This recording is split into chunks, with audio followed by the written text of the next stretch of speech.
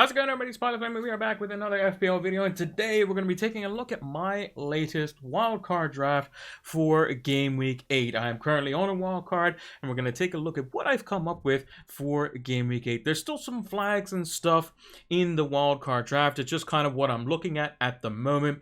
There'll be a lot of information tomorrow with the press conferences finishing up from all the managers, tomorrow being the Friday before the FPL deadline on the Saturday, and hopefully we can get some good information on players to know whether they're starting or if they're fully fit and that sort of stuff. Mainly the likes of Lukaku, Antonio Rudiger, will Rafinha be back in time, and those sorts of things as well. If you haven't done so already, make sure to hit that like button, subscribe to the channel if you're new or haven't done so already. It greatly helps out the channel, as well as turn those notification bells on so that you can get the content as soon as it is readily available.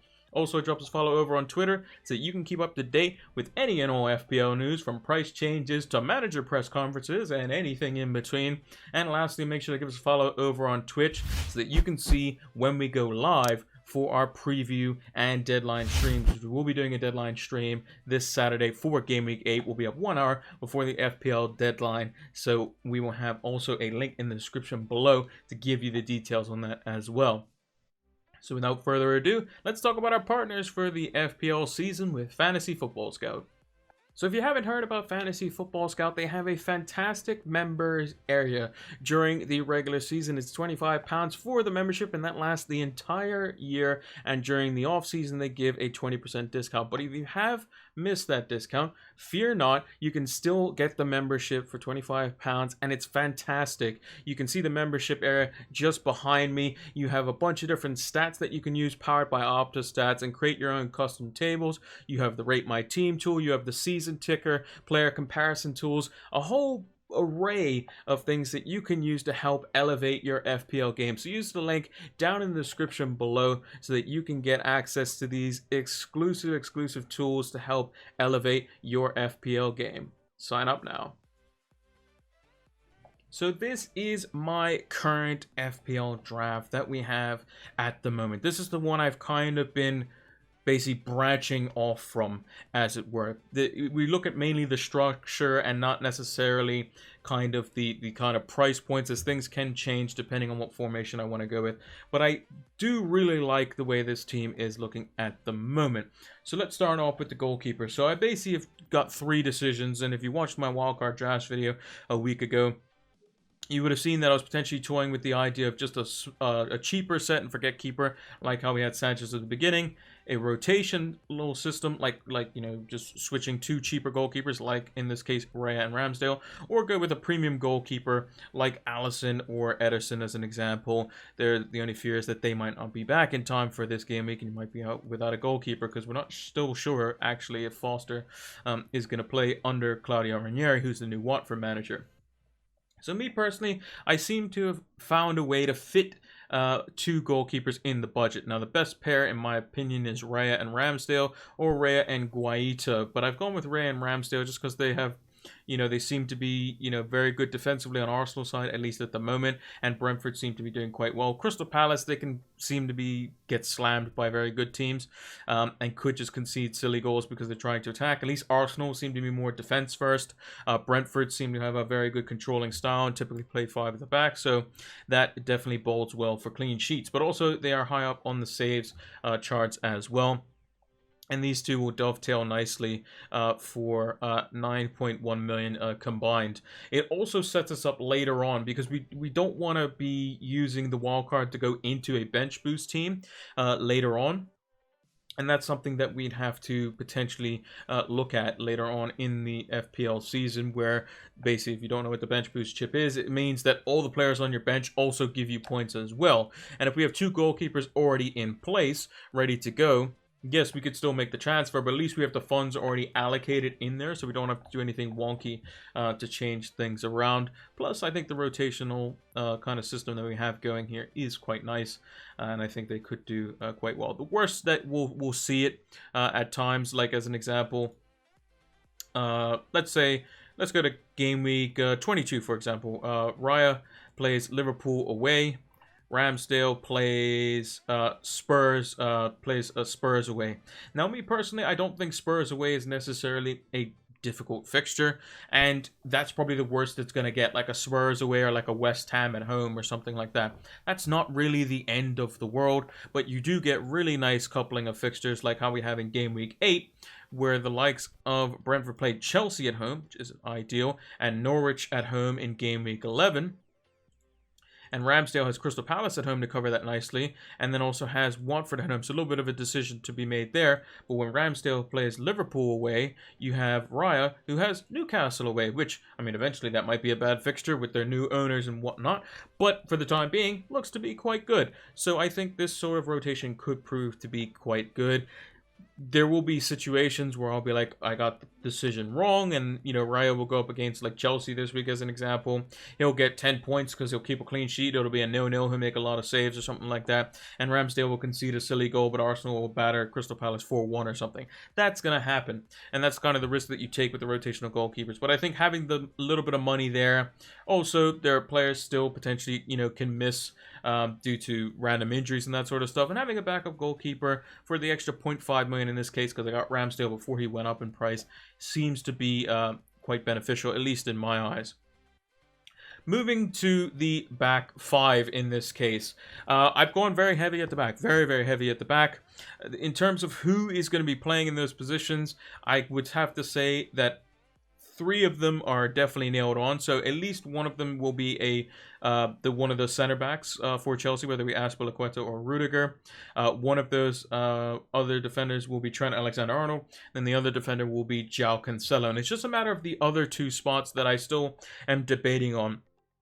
I've been more comfortable going double City over double Chelsea, and that's mainly because City have kept 5 clean sheets this season, and the only teams they've conceded against is Spurs and Liverpool, which isn't out of the ordinary. Whereas the likes of Chelsea, they can concede versus some teams and haven't looked, you know, as great. Like they played Southampton, conceded 1, looked a bit ropey at 1-1, and then with the red card they went on to win the game. But I think that maybe they're not as defensively sound as the likes of City, who just don't concede big chances at all.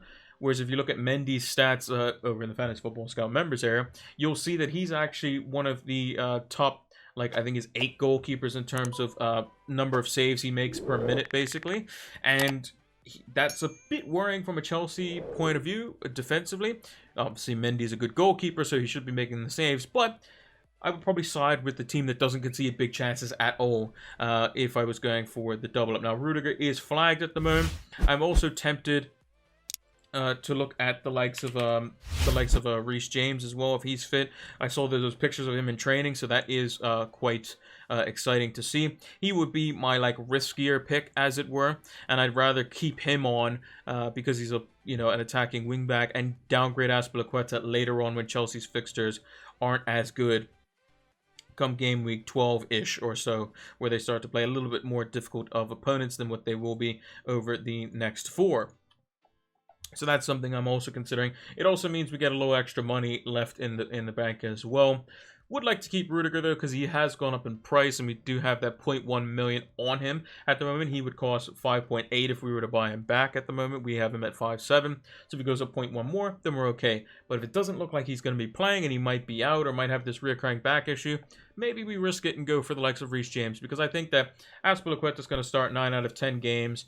Diaz is going to start 9 to 10 out of 10 games. Cancelo probably 8 to 9 out of 10 games. Trent 10 out of 10 games, assuming he's fit. Reece James could be our risky pick, and we have coverage on the bench if need be. And if we look at that, 2 picks that are basically non-negotiable: Mo Salah, Rafinha. Not really too much to be said there. Rafinha, arguably best budget midfielder. Yes, he might not play this week. Doesn't matter. He's going to play next week, and his fixtures are still quite good. Wolves at home, Norwich away. Leicester's defense hasn't been great. Spurs' defense hasn't been great. Brighton could be a tough fixture. Then 2 home fixtures versus Crystal Palace and Brentford, which I think could be quite good. Now, there is this rumor, or maybe it's news, I'm not even sure, that a bunch of the South American players are kind of gonna get chartered flights that are gonna get them out of the country almost immediately so that they can come back and play football. I don't think Bielsa's gonna risk it. I'm personally gonna bench Rafinha, and I'll play the likes of Smith Rowe or somebody like that over him, and we'll go from there. But in some game weeks, I'm going to be going 5-2-3, which is a very wacky formation. But it means that if one of my defenders doesn't play, I get in a midfielder or a forward potentially in that formation. For the other midfielders, Brownhill's in there because he's a cheap midfielder. He's going to get 2 points. He's just going to do pretty much what he's doing here, and that's going to be that, to be honest. Pretty straightforward pick there. Just alleviating the budget and allowing for a little bit more space. Mbeumo, someone who is, or Mbamo, not sure how you pronounce it, someone who's going to have a good run of fixtures from 10 to 12, and all things considered, decent run, I would say, from game week 9 onwards even. A couple, more tricky fixtures in there, but someone who's playing up front for 5.5 million looks to be quite good. He seems to be more of the guy who's going to be in the position to score goals, whereas Ivan Toney seems to be more of the setup kind of man at the moment. So that could be interesting as well. And then I want to have an Arsenal midfield in there. Now, I currently have Smith Rowe just because of budget reasons. He's currently 5.4 million, although I would like to see if I could get Bukayo Saka in here somewhere, because I think he could be the one that hits the higher points. He's also probably the most nailed on as well. So I think he could potentially be someone that we'd want to see if we can make room in the budget for. And the way we would do that, basically, would be get rid of our second Chelsea defender and go for the likes of Livramento, who's been quite good. Upgrade Smith Rowe to the likes of a Saka. And then if we wanted to, we can then use that extra 0.6 million to do other things, such as upgrade Armstrong to like a Neil Mopay for a 1 week punt. We can go for Ivan Toney if we wanted to. If we add an extra 0.2 million, we could even go for St. Maximin for a couple of weeks. That is something that I've also considered as well. Now, if Rudiger was fit, I would take out Azpilicueta and put in Rudiger because he's more likely to play kind of, pretty much every game, and has done every game this season, and could be quite good. But the back injury does potentially concern me. And then, like I said, we can go for a couple week punts before we double up on Mbeumo and Toney as an example. So one thing that came to my mind today was St. Maximin. Fixture versus 2 not necessarily great defenses in Spurs and Crystal Palace. And then we can then dump him in game week 10 and bring in the likes of Ivan Toney for this run of fixtures where Mbeumo and him could do quite well. And then we would play more of a 4-4-2 system in that sort of shape. We play Trent, Rudiger, Cancelo, Diaz every game week. We play one of our goalkeepers. We play Salah, Rafinha. We play Saka. We play our 3 front men, and then we choose to play either Livramento or Mbeumo. So over the next 2 fixtures, Livramento looks quite good. Leeds at home, Burnley at home, looks great. It's going to be bad to be able to have to bench him versus Watford away, but at the end of the day, not too terrible first sub, as it were. So some things to kind of play around with. Also, Wilson looks like he's back in training as well, which could mean that St. Maximin looks to be on his, kind of happy trails, as it were, and has his strike partner back. He's probably also going to be the one player that's most likely not going to get cut from the team after the max exodus that could potentially happen over January and in the next summer transfer window with the new owners as well. Another thing to point out as well, Lukaku, he's definitely going to be in there assuming he's fit. If Lukaku is deemed not fit, although he was in training, in the training pictures as well as Reece James, which is definitely promising, I may just have Ronaldo for 1 week. If Lukaku's not going to be fit and available, or there's rumors that he might start on the bench or something, have Ronaldo versus Leicester, just captain Salah anyway, which is what I'm going to do regardless, most likely, and then bring him in game week 9 for these run of 3. That's potentially something I would do. And then lastly, I think this mid-priced forward spot has got me kind of, a bit all over the place at the moment. I think Raul Jimenez has looked good over the last 2, and I think he finally got his goal. He then got 2 assists. Him and Hwang look to be doing quite well. I'm not opposed to the double up there either, and boosting, boosting our resources there. So instead of St. Maximin, we could have Hwang in the front line, and instead of Livramento, we could go for the likes of Chilwell or Reece James alongside Antonio Rudiger. And then basically Hwang would, be paired up with the likes of Mbeumo and Saka, and we can pick and choose which one we want to play out of those three on a given game week. Basically, whoever has the best possible fixture. If we feel that, like, Jimenez is probably okay, we're not sure if Hwang's going to start or he got hooked early, and they're playing, Everton at home, a little bit tougher of a fixture. Maybe we don't double up there. Maybe we play Saka versus Leicester, whose defense isn't great. Or, even better, maybe we play Mbeumo versus Burnley, who isn't great. So we have choices there as well. So I'm not opposed to the double up. Is Hwang going to nail down that spot? Not too sure, but it seems like that kind of slot on Wolves' flanks is 60-minute plus substitutionable, whereas Raul Jimenez is like the 90-minute guy.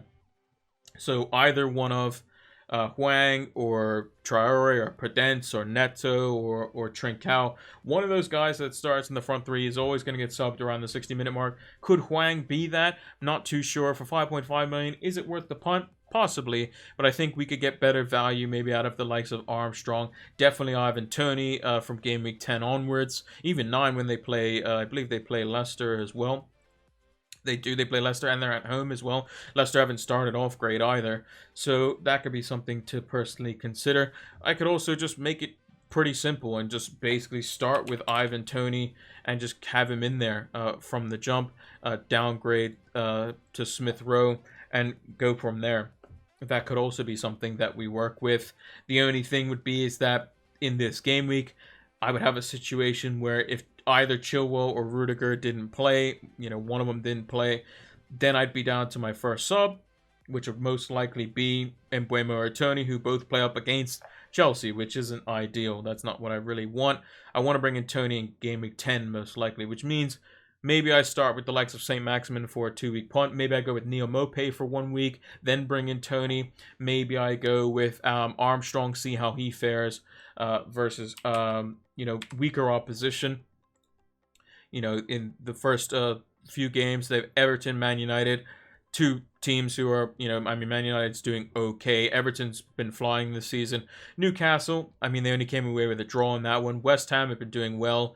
City's been doing well, obviously. Wolves have started to pick it up in Chelsea, so their run of fixtures hasn't been great. So if they can start getting some results in these two home fixtures, then we will kind of see how things progress. He's only 6 million, only 2.7% owned against Leeds, who might not have center backs apart from Llorente, basically. Could be good for them. Burnley could also be quite easy for them as well. Adam Armstrong likes to take a lot of shots. I think I'm maybe more inclined to go St. Maximin if I can get the little bit extra funds, though, because I like the fact that first game at home versus Spurs, a team that's not great defensively. And he's a very exciting player to watch. A player on the Sunday games as well, which could be interesting. For 6.8 million could be a bit of a bargain. And then we get rid of him after these two games here. Because, Crystal Palace away, Spurs at home. Those are two nicer fixtures. Chelsea at home, not great. Brighton away, probably not great either. And could be quite nice as a bit of a differential. Although he is still fairly highly owned at 16.8%. Maybe a lot of managers bring him in because they've seen the new owners and they're like, oh, it's going to be the St. Maximin show now. And maybe even Wilson is potentially someone that we could bring in as well. He's only 0.5 more expensive. Again, he's only been just back in training, so we'll have to see. If he's declared fit, maybe we find a way to bring him in. Could we make it work? I'm just going to do this on the fly now because I haven't actually tested it. Wilson would come in. It would most likely mean dropping one of our major defenders here. So I'm just going to drop Chilwell. We'll go to Livramento. We then can potentially upgrade Smith Rowe to someone. Just 5.9. Just a little bit short of Saka, who's at 6.3. Rudiger could come down to the likes of Reece James, or we can actually do, we can do Christensen and just have him as our sole Chelsea defender. Now, everyone will say that he's a rotation risk as well, but he's played quite a few 90 minutes this season. He's either going to play 90 minutes or he's not going to play at all, in which case that's why we have our bench, and that's kind of what the team's kind of set out to do. So that's how I have it as my draft at the moment. A lot of different avenues we can go for. I would say the nailed players in the team, probably the rotating goalkeepers, Raya being one of them. The other one I'm still not decided on. Diaz is probably nailed. Cancelo definitely. Trent definitely. Salah, Rafinha, and Buemo definitely. Lukaku, assuming he's fit, definitely. Raul Jimenez almost certainly. And then it's just a matter of what can I fill in around it. I want an Arsenal midfielder. Brownhill's probably going to be a cheap enabler. That budget forward, I want to be able to get Tony in Game Week 10 and have that Brentford double up if they're doing quite nicely. I would love to have Reece James and Ben Chilwell as the two fullbacks. That would be a pretty good setup there, but it would mean adding funds elsewhere. So I would go for maybe Hwang in midfield, in the forward line, or drop down to Smith Rowe and then upgrade Hwang. Go for like Mopé, like I said, as a 1 week punt or something like that, and then swap him out for an Ivan Toney or something like that. But that's kind of how we have it at the moment. Let me know what you think in the comments down below. We will be doing a lineup preview tomorrow, which maybe I've changed my mind since then, but I really do like the big at the back. It makes things very exciting. It basically shakes up the template quite a bit, because a lot of managers are going to have a Chelsea defender, a lot of managers are going to have a City defender, a lot of managers are going to have Trent, but will they have doubles of both, and will they sacrifice basically some things in midfield where the likes of Jota, Foden, Grealish, these sorts of players? I'm not sure how consistent they're going to be, but I do know that these teams keep clean sheets, and that's what I'm going to go for, the consistent, just 6+ points every game week, and that's going to do me quite nicely. But like I said, let me know in the comments down below what you think, what players I haven't considered or haven't mentioned in this video, because there's probably plenty that I have missed out at the moment, like Son as an example. How would I even get him in the team? Me personally, just don't think Son's that good at the moment, but hope you all enjoyed it, and that's my wildcard draft for Game Week 8. And that is going to do it for this episode of my wildcard draft. One of 2 that you'll probably get this season. If you haven't done so already, make sure to hit that like button. Subscribe to the channel if you're new or haven't done so already. It greatly helps out the channel, as well as turn those notification bells on so that you can get the content as soon as it is readily available. Also, give us a follow over on Twitter so that you can keep up to date with any and all FPL news, from injury news to price changes and anything in between.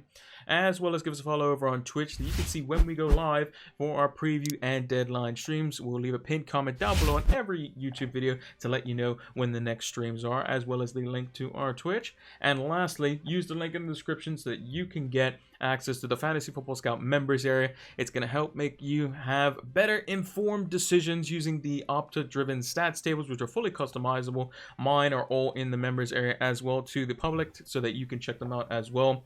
It's got a bunch of different tools in there alongside those tables, which is going to help elevate your FPL game.